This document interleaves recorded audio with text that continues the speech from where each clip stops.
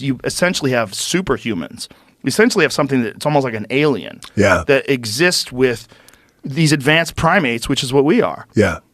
Does Elon feel like that will happen within a decade? He thinks it's going to happen pretty quick. It probably will be within a decade.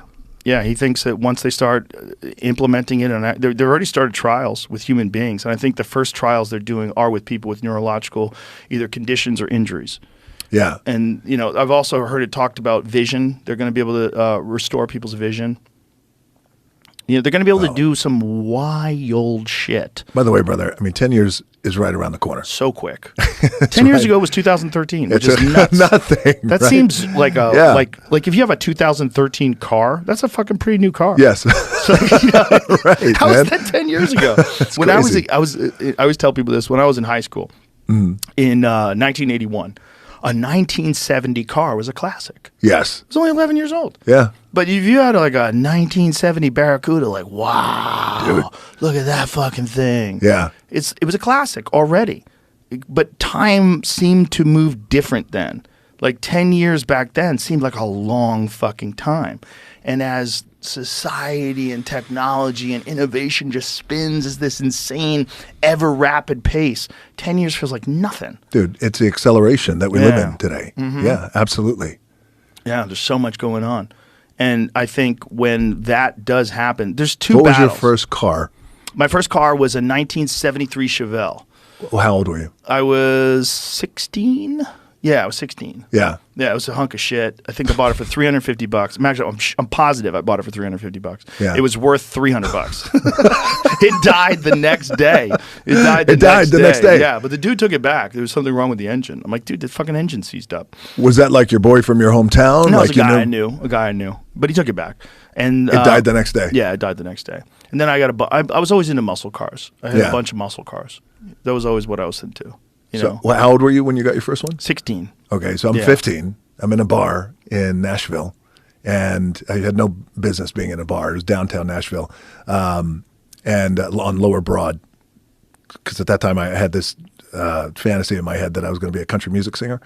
Really? Dude. Well, I love country. I think we might have talked about that. But I didn't know you wanted to be a country music singer. Yeah. Until I was like, I sing in fucking keys that don't exist.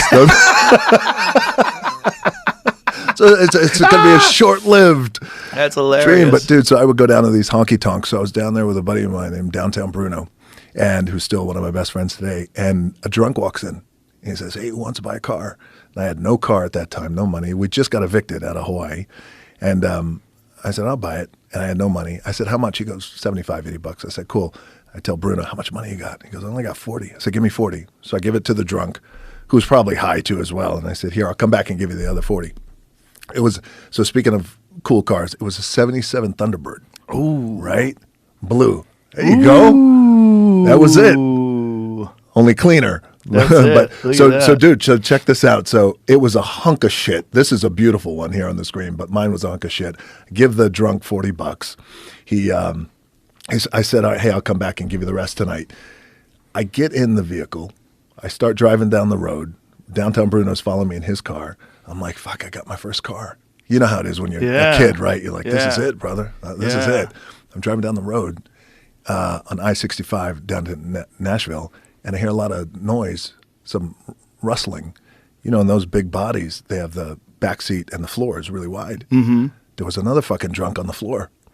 Oh, no. And then he was, I was like, what the fuck? He's in the car. He's in the car. So I pull over, and he's just high as fuck. He's probably a crackhead. And I was like, dude, I bought the car. You got to get out. This is my house. Yeah, it's my house. He gets out. And then the next day, I go to put gas in the car. By the way, I'm 15. I have no fucking papers. The car's probably stolen. Probably. I try to put gas in it, and the guy, the drunk, the crackhead, didn't give me the gas key. Oh. Remember those old school cars that had the gas key? Yeah. So I ditched it at a fucking Burger King. Bah! That was my first car. You get the Chevelle that broke down the next day. You just left it there? I had no choice. Why didn't you just jimmy the thing open? It's because even at that time, and I appreciate me as a 15-year-old, I'm like, you know what? I don't think the universe really wants me to have this fucking car. And by the way, my mom's going to come. She goes, what the fuck is this? Where'd you get this car? Right. No insurance. Nothing. No inspection.